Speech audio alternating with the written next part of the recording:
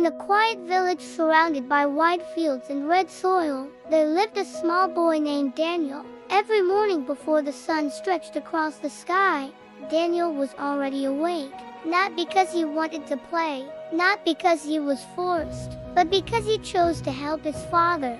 His father, Mr. Abe, was a farmer. His hands were rough, his back slightly bent, and his clothes always smelled of soil and sweat. Yet Daniel admired him deeply. While other boys were still asleep, Daniel carried water buckets, gathered harvested crops, and followed his father through the farm rows.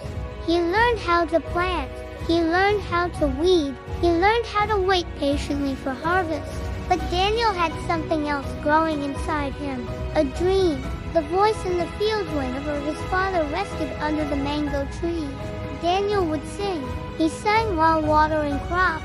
He sang while pushing the wheelbarrow. He sang while watching birds fly across the sky. His voice was soft but powerful. His father once paused and said, "Son, your voice carries farther than this farm." Daniel smiled.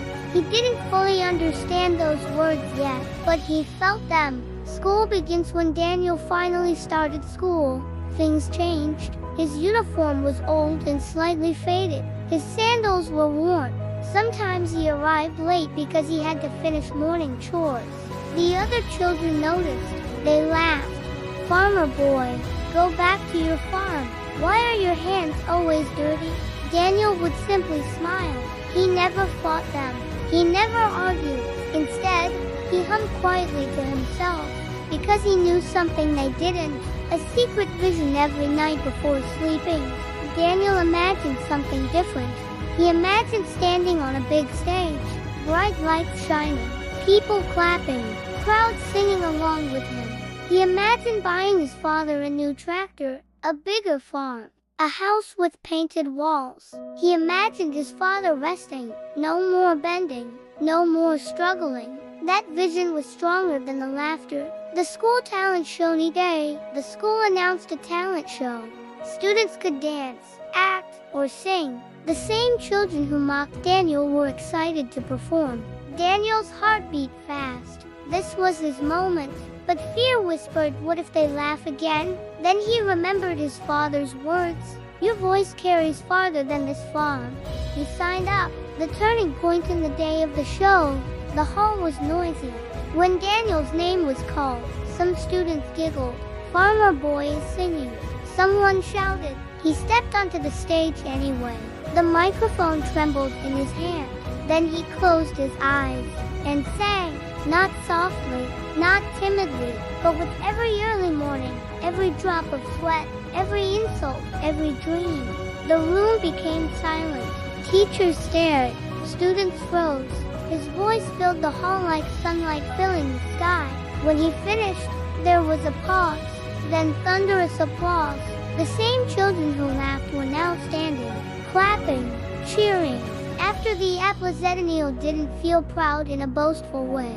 He felt calm, because he knew something important. Talent grows anywhere, even in soil, even in struggle, even in silence. His teacher approached him and said, "You have something special. This must not stop here." Opportunities began to open. Music competitions, community events, scholarship offers. Daniel kept helping his father. But now, he sang with purpose.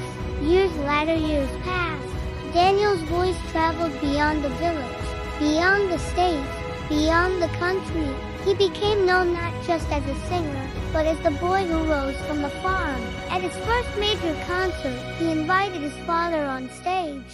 The crowd roared. Daniel looked at him and said, "This is the man who planted the seed. I am just the harvest." His father's eyes filled with tears. The Lasan people may laugh at where you come from.